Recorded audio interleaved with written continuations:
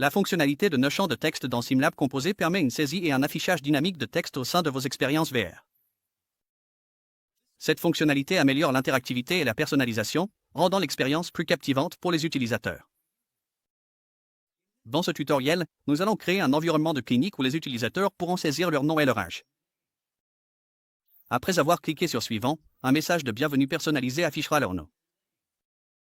Cela démontre comment utiliser le nœud champ de texte pour renforcer l'interactivité dans votre projet VR.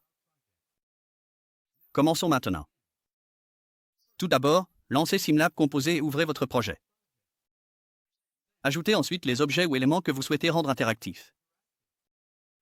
Pour ce tutoriel, incluez une page où les utilisateurs pourront saisir leur nom et leur âge.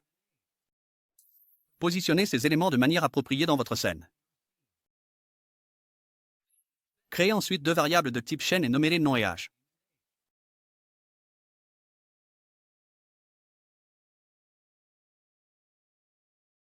Créez ensuite deux rédacteurs de variables et assignez-les aux variables nom et âge.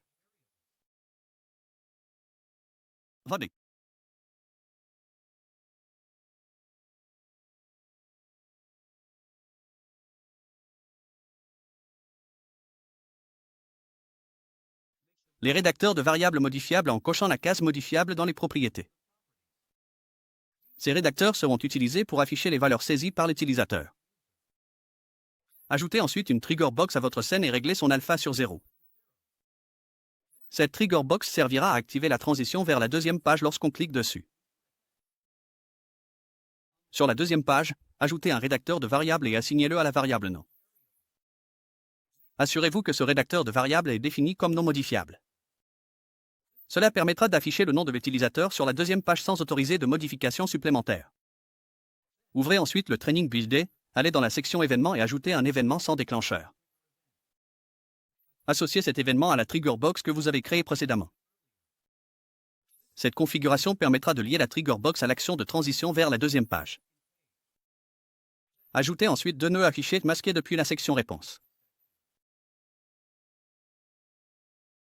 Reliez un nœud à la page 1 et réglez-le sur faux pour masquer la première page.